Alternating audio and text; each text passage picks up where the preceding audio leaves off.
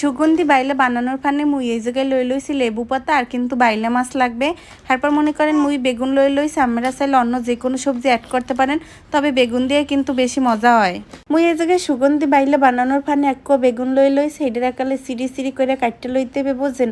আমরা চাইলে আরও বেশি কুচাই লইতে পারেন। এরপরে এই জায়গায় বাইলে মাছ কাটা ছাড়াইয়া বাচ্চা লইতে হইবে খুব সুন্দর করিয়া।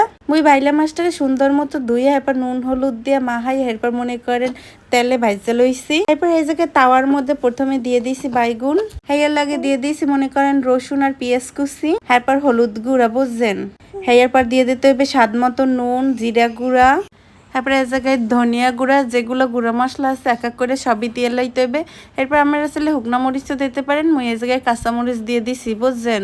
চাহ খুঁজে পাইতেছিলাম না, এলে গাত দিয়ে ফাটাই দিছি। এরপর দিয়ে সুন্দর মতো মনে করেন মাখতে হইবে। এরপর এর মধ্যে চারগো লেবু পাতা এরপর মনে করেন সিটে দিয়ে দিছি। এইটা টানাই লইতে হইবে, এটা কোনো তেল দেওয়া যাবে না প্রথমে। এরপর মনে করেন বাগার দেওয়ার পর তাওয়ার ভিতরে পেঁয়াজ আর লেবু পাতা দিয়ে দিতে হইবে। এরপর দিয়ে দিতে হবে বাইলা মাছটা। লেবু পাতা দিলে এমন সুন্দর একটা ঘ্রাণ আয় কি আর কমু, সুগন্ধ লাগে বুঝছেন। হেয়ার পর দিয়ে দেবেন হেই মনে করেন সেদ্ধ করা বাইগুন, দিয়ে সুন্দর মতো তেলে লাড়তে সারতে হইবে। আমরা এনে চাইলে পাঁচফোড়নও দিতে পারেন, না দিলেও পারেন। এরপর মনে করেন কষায় উড়াইয়া ফেলাইলে সুগন্ধি বাইলা হয়ে যাবে। খাইতে কিন্তু বেমালা ভাল লাগে, আর লেবু পাতা সুন্দর একটা সুগন্ধ হয়। আমরা অবশ্যই ট্রাই